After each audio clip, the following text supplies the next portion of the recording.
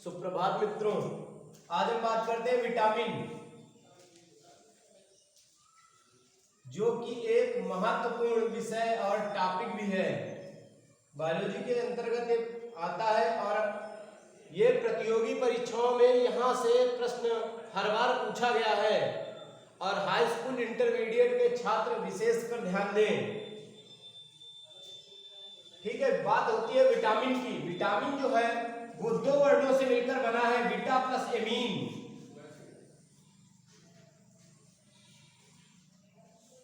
Latin भाषा के ये लैटिन भाषा है, लैटिन लैंग्वेज के दो शब्दों से मिलकर बना है, beta plus amine. Beta means होता है पौष्टिक और एमीन मीन्स होता है आहार या भोजन।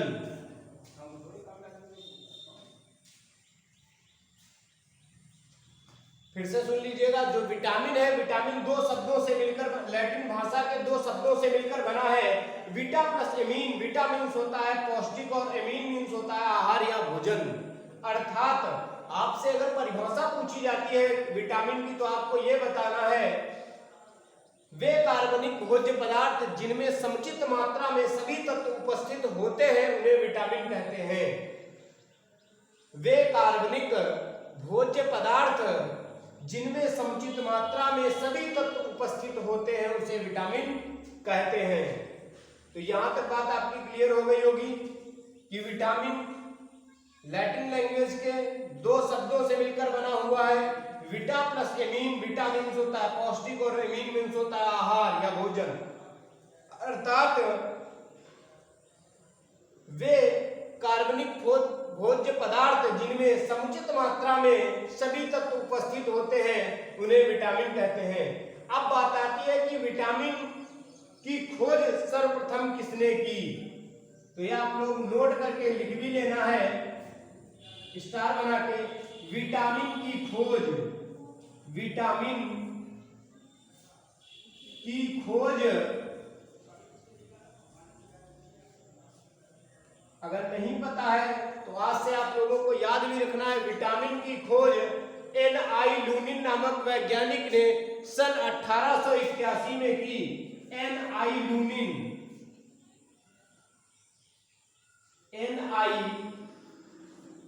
लूनिन नामक वैज्ञानिक ने सन 1881 में की। पूछ दिया जाए विटामिन की खोज किसने की तो एन.आई. लूनिन ने की। कभी भी आपसे वर्ष नहीं पूछेगा, फिर भी आपको याद रखना है कब की, 1881 में। उसके बाद में बात आती है, दूसरा इंपॉर्टेंट पॉइंट है कि विटामिन शब्द का सर्वप्रथम प्रयोग किसने किया। विटामिन शब्द का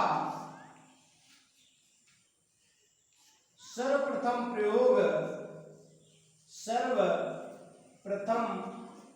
प्रयोग किसने किया, तो आपको याद रखना है जो विटामिन है, विटामिन शब्द का सर्वप्रथम प्रयोग सी फुंक नामक वैज्ञानिक ने किया। सी फुंक भी कहीं कहीं पर दिया जाता है, कहीं कहीं पर लिखा मिल जाएगा आपको फुंक भी लिखा हुआ मिल सकता है यहाँ। सी फंक कब किया तो 1912। फिर से सुन लीजिएगा, विटामिन लैटिन भाषा के दो शब्दों से मिलकर बना है, बीटा प्लस एमीन। बीटा का मतलब होता है पौष्टिक और एमीन मीन्स होता है आहार। अर्थात परिभाषा आपको पता हो गई होगी कि वे कार्बनिक भोज्य पदार्थ जिनमें समुचित मात्रा में सभी तत्व उपस्थित होते हैं उसे विटामिन कहते हैं। विटामिन की खोज किसने की तो एन.आई. लूनिन ने की। कब की, सन 1881 अर्थात 1881 में की।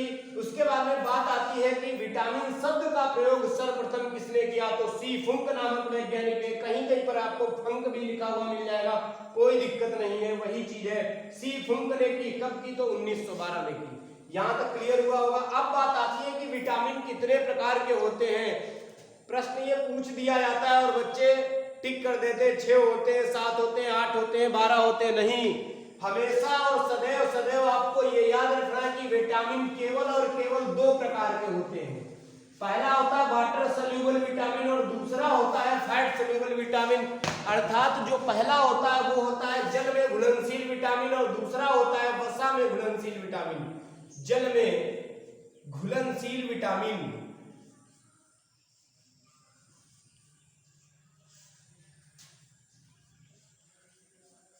और जो दूसरा होता है वो होता है वसा में घुलनशील विटामिन।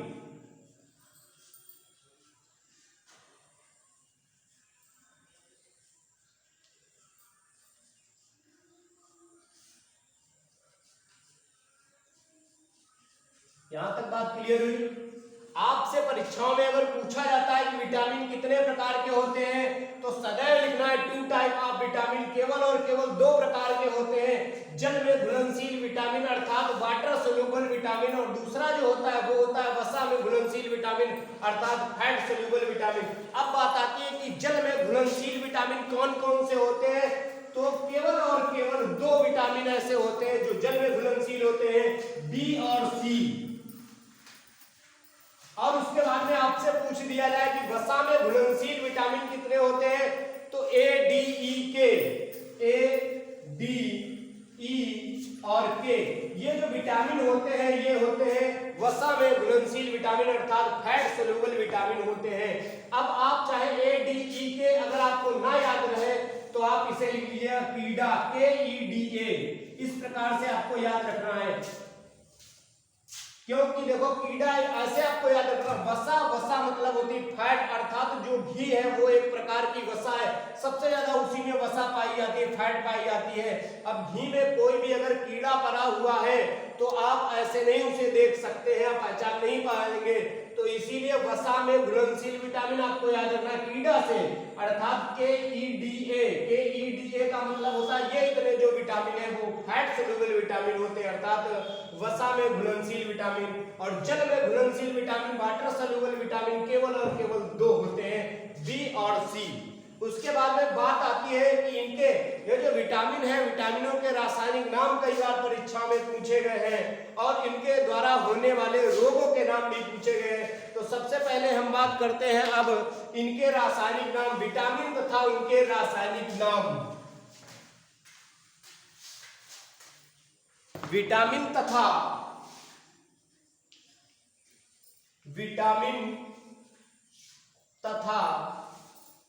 उनके रासायनिक नाम, उनके रासायनिक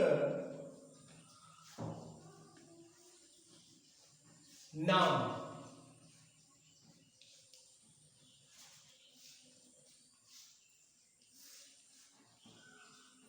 बस केवल और केवल आपको विटामिन तथा उनके रासायनिक नाम को याद रखने के लिए केवल आपको मात्र एक छोटी सी पंक्ति याद रखना है, अरे बात सही है डीके ईटा काफी है, ये आपको पंक्ति याद रखना है, अरे बात सही है डीके ईटा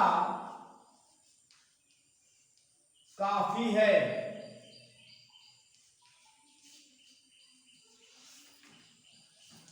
कभी भी आप जीवन में भूलोगे नहीं, केवल और केवल आपको इस पंक्ति को याद करना है। मुझे नहीं लगता है कि इस पंक्ति को आप नहीं याद कर सकते हैं।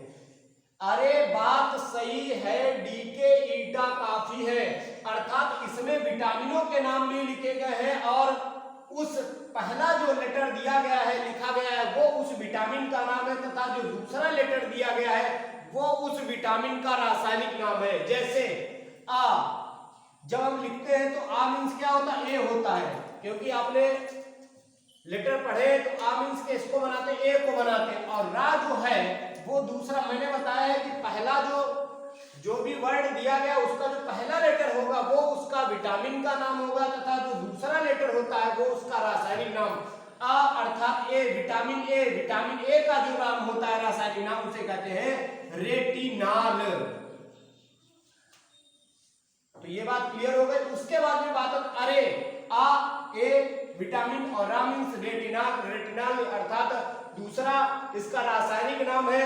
तो यहां तक बात आपकी क्लियर हो गई। उसके बाद में बात आती है बात अर्थात विटामिन बी, बी लिखा जाता है और ता जब हम लिखते हैं तो थायमीन उसे लिखा जाता है, टी से रिप्रेजेंट किया जाता है ता को, तो इसीलिए विटामिन बी का जो रासायनिक नाम है वो है थायमीन।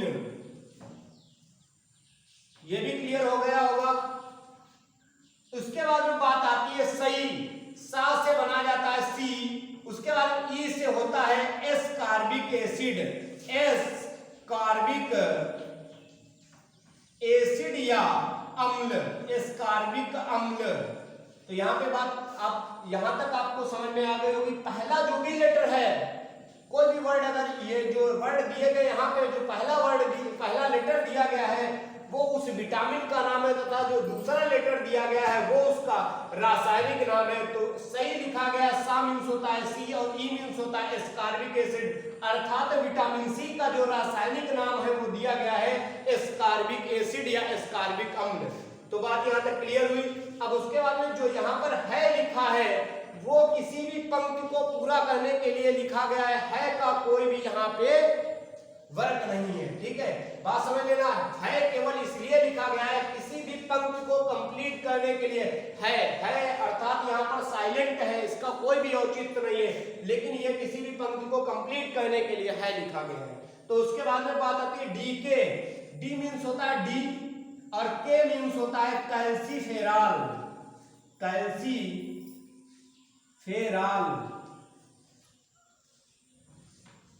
तो बात क्लियर हो गई। डी के अर्थात डी, विटामिन डी का अगर रासायनिक नाम पूछा जाएगा तो आपको बताना है कैल्सीफेराल। उसके बाद में बात आती है ईटा, विटामिन ई, और टा अर्थात टोकोफेराल, टोकोफेराल। यहां तक बात क्लियर हो गई होगी। अर्थात विटामिन ई का अगर रासायनिक नाम पूछा जाता है तो आपको क्या बताना है, टोकोफेराल। ऐसे ही विटामिन के और खा है तो इसका नाम जो होता है विटामिन के का रासायनिक नाम होता है वो आपको दो उसके नाम होते हैं, कहीं कहीं पर भी आपको लिखा हुआ मिल जाएगा फिनाफ्थनीन, फिनाफ्थनीन, या दूसरा नाम लिखा हुआ मिल जाएगा नेफ्थोक्विनोन, नेफ्थोक्विनोन।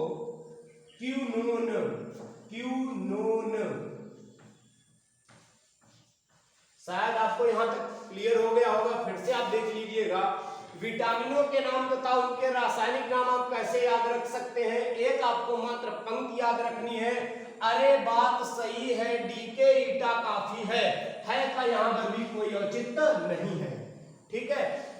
अरे बात सही है डी के ईटा काफी है, ये पंक्ति आपको याद कर लेनी है, सदैव और सदैव आजीवन ये आपके काम देगा।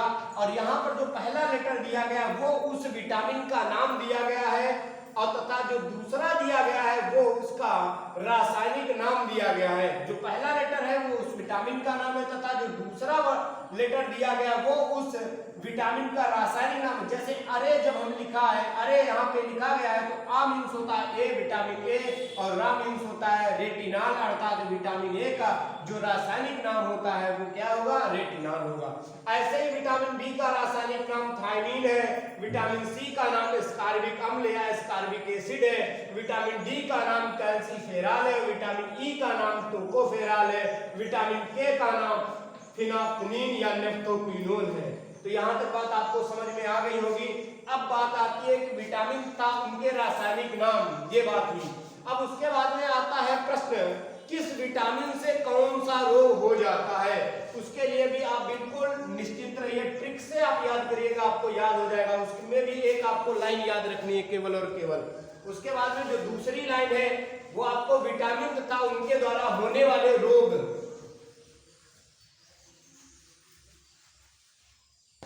विटामिन तथा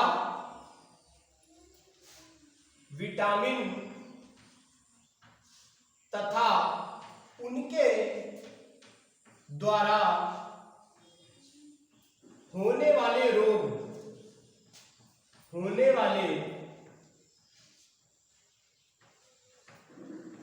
रोग,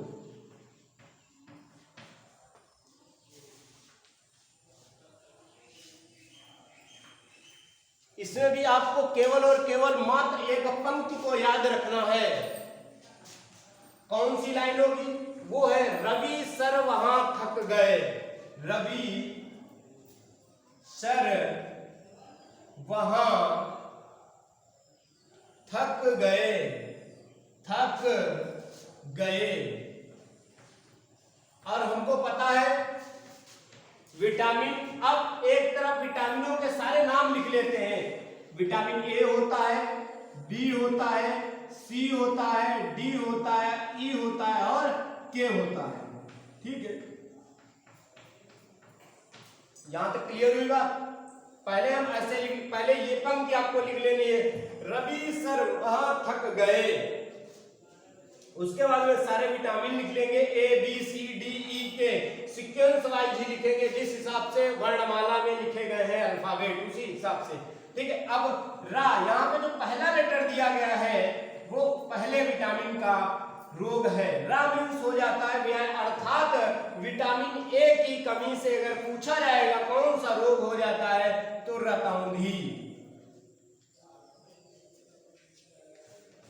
क्लियर हो गया। अब हम आगे बात चलते हैं बी। बा लिखा जाता है, अर्थात विटामिन बी से कौन सा रोग हो जाता है, बेरी बेरी, बेरी बेरी, ये रोग हो जाता है विटामिन बी की कमी से। उसके बाद है विटामिन सी, शा, इसके द्वारा कौन सा रोग हो जाता है, स्कर्वी, स्कर्वी। उसके बाद में इससे बचा लेटर जो है वो रा बचा है, तो विटामिन डी की कमी से कौन सा रोग हो जाता है, रिकेट्स, या जिसे हम लोग कहते हैं सूखा रोग, रिकेट्स या सूखा रोग।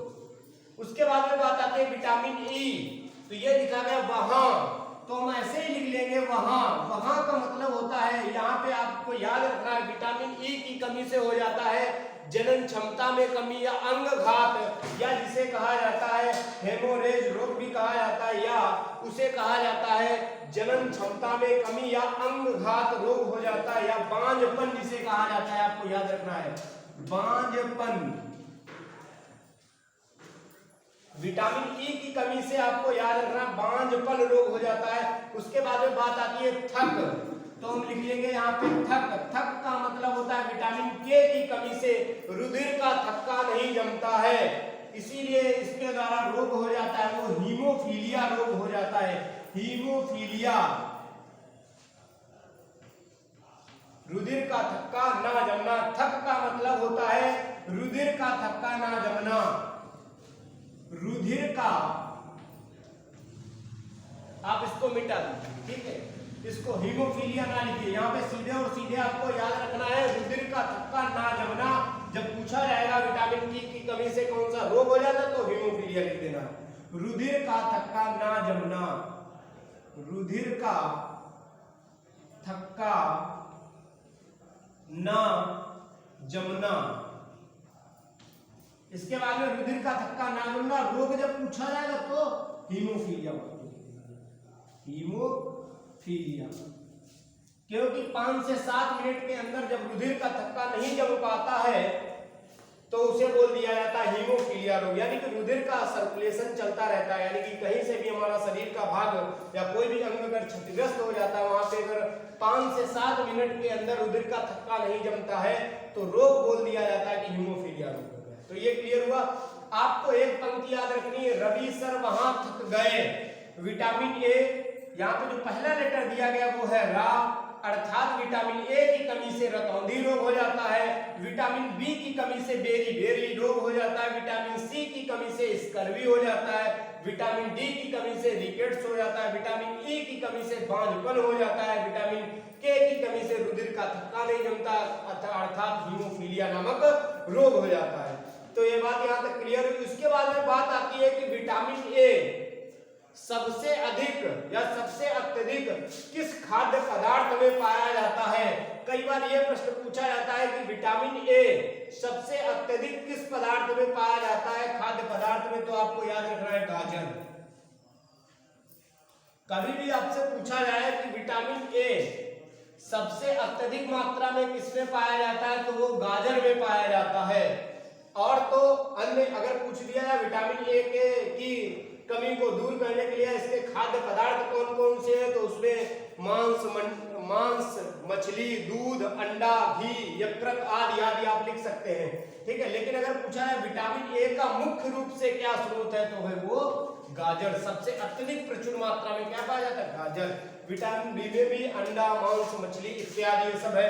विटामिन सी में सबसे ज्यादा क्या आएंगे, खट्टे पदार्थ, खट्टे पदार्थ।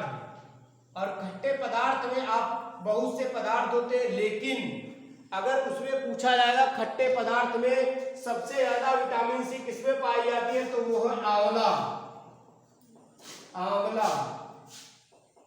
और यहां से एक बार प्रश्न पूछा जा चुका है प्रतियोगी परीक्षाओं में कि आंवला सिटी या विटामिन सी सिटी किसे कहा जाता है। नोट करके आपको लिख लेना है, विटामिन सी सिटी, सी सिटी या शहर किसे कहा जाता है, किसे कहा जाता है। तो आपको याद रखना है, उत्तर प्रदेश में एक जिला है जिसका नाम है प्रतापगढ़।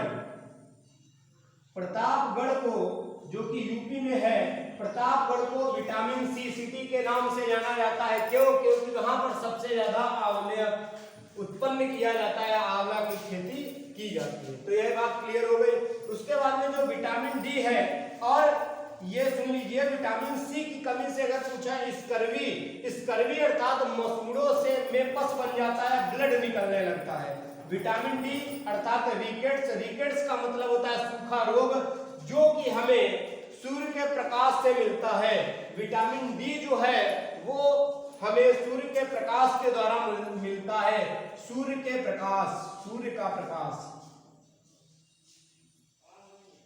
अब इसका मतलब यह नहीं है, आप ये भी ना समझना कि जो विटामिन डी है वो अगर कोई भी व्यक्ति सूखा है तो धूप में बैठ जाएगा तो उसे विटामिन डी मिल जाएगी, तो ये भी गलत है।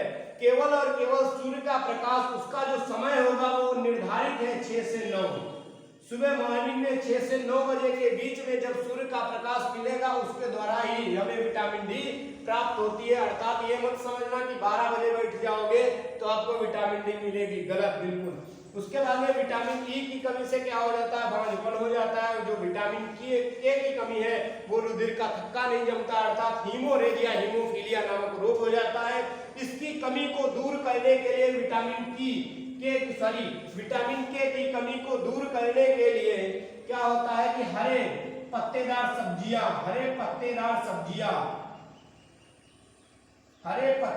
सब्जी अर्थात उसमें कौन सा होगा, जैसे पालक आपकी है। क्यों? क्योंकि इसमें सबसे अत्यधिक आयरन की मात्रा पाई जाती है, जिसके कारण ये आपको रोग नहीं हो सकता। अर्थात विटामिन के की कमी से हीमोफीलिया नामक या हेमोरेज नामक रोग नहीं हो सकता है। तो यहाँ तक बात क्लियर हो गई। विटामिन ए अगर आप पूछा जाए आपसे परीक्षाओं में कि सबसे अत्यधिक किस पदार्थ में पाया जाता है, तो गाजर में पाया जाता है। विटामिन बी पूछा जाएगा तो आपको बताना है अंडा, मांस, मछली, यकृत, अनाज, दूध, घी आदि आदि में। अगर आपसे कभी भी पूछा जाएगा विटामिन सी सबसे अत्यधिक किसमें पाया जाता है, तो खट्टे पदार्थ। अब वहां पर पता चले, मल्टीपल चॉइस क्वेश्चन दिया गया है कि विटामिन सी सबसे अत्यधिक किस पदार्थ में पाया जाता है। 4 ऑप्शन दे दिए जाएंगे, आपसे लिख दिया जाएगा अंगूर, संतरा, नींबू और आंवला। ये मत समझना, आप अपना स्वाद मत चखने लगना कि वहां पे हम लगा देंगे, नींबू लगा देंगे क्योंकि सबसे ज्यादा खट्टा है, बिल्कुल गलत। आंवला ही सदैव लगाना है आपको, आंवला, क्योंकि विटामिन सी सबसे अत्यधिक अगर पूछा जाएगा तो वो आंवला में ही पाया जाता है। खट्टे पदार्थ तो है ही, लेकिन उसमें से जो मेन है वो है आंवला। इसीलिए आंवला सिटी कई बार पूछा जाए कि आंवला सिटी किसे कहते हैं, विटामिन सी सिटी के नाम से किसे जाना जाता है, तो प्रतापगढ़ को जाना जाता है, जो कि यूपी में है। विटामिन डी जो है वो विटामिन डी की कमी, विटामिन डी अर्थात सूर्य के प्रकाश से हमें प्राप्त होता है, वो भी मॉर्निंग वाला जो 9 बजे तक सूर्य का प्रकाश रहेगा उसमें। विटामिन ई की कमी से बांझपन हो जाता है। विटामिन के की कमी से क्या हो जाता है, रुधिर का थक्का नहीं जमता है। अर्थात इसकी कमी को दूर करने के लिए पालक अर्थात हरे पत्तेदार सब्जियों का प्रयोग करना चाहिए। अब बात आती है विटामिन बी, यहाँ पर आपको बता दिया गया, लेकिन विटामिन बी कॉम्प्लेक्स भी बहुत सारे होते हैं। B1, B2, B3, B6, B5 B5, ये सब आप एक बार फिर से अब देख लीजिएगा। अब विटामिन बी कॉम्प्लेक्स के बारे में, उनके क्योंकि रासायनिक नाम बहुत बार पूछे जाते हैं परीक्षाओं में।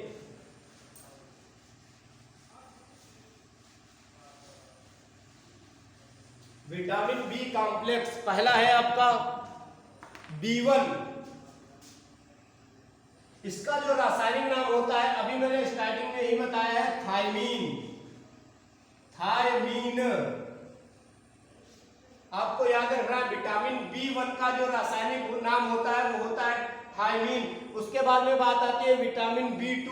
जो B2 का नाम होता है वो होता है विटामिन B1 का जो नाम होता है वो होता है थायमीन, और विटामिन B का जो नाम होता है वो होता है राइबोफ्लेविन।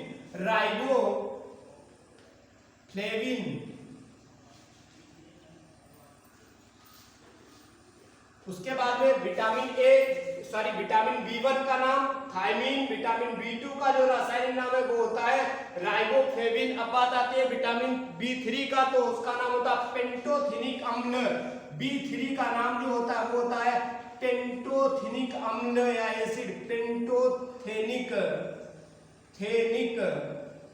अम्ल या एसिड।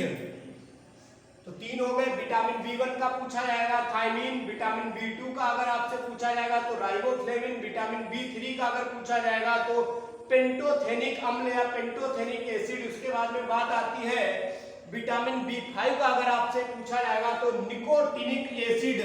B5 का अगर आपसे पूछा जाएगा निकोटिनिक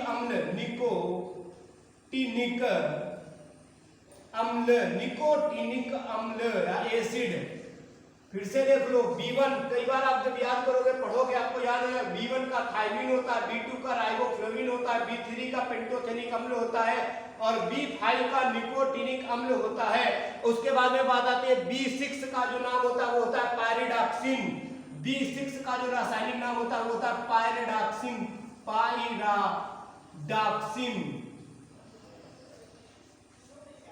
B6 का अगर आपसे पूछा जाएगा तो आपको बताना है पायरिडॉक्सिन। उसके बाद में बात आती है B9 का जो नाम होता है वो होता है फोलिक अम्ल। B9 का फोलिक अम्ल।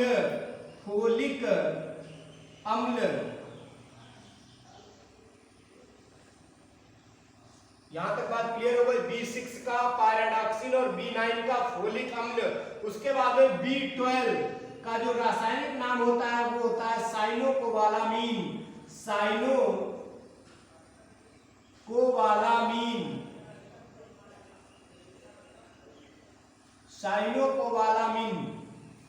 और इसको जरूर याद रखना, इंपॉर्टेंट में लिख लो क्योंकि ये बहुत बार पूछा गया है परीक्षाओं में कि विटामिन B12 का रासायनिक नाम क्या होता है, तो साइनोकोबालामीन होता है। फिलहाल याद तो आपको सभी कर रहे हैं, लेकिन मुख्य रूप से B12 को आपको याद जरूर करना है। B1 का रासायनिक नाम थायमीन होता है, B2 का जो रासायनिक नाम होता है वो होता है राइबोफ्लेविन होता है, B3 का जो रासायनिक नाम होता है वो होता है पेंटोथेनिक अम्ल होता है या पेंटोथेनिक एसिड होता है, और B5 का जो रासायनिक नाम होता है वो होता है निकोटिनिक अम्ल होता है। B6 का जो नाम होता है वो होता है पायरिडॉक्सिन होता है। B9 का जो नाम होता है रासायनिक नाम वो होता है फोलिक अम्ल। उसके बाद में B12 का जो रासायनिक नाम होता है वो होता है साइनोकोबालामीन। आज की कथा यहीं पे समाप्त होती है। धन्यवाद।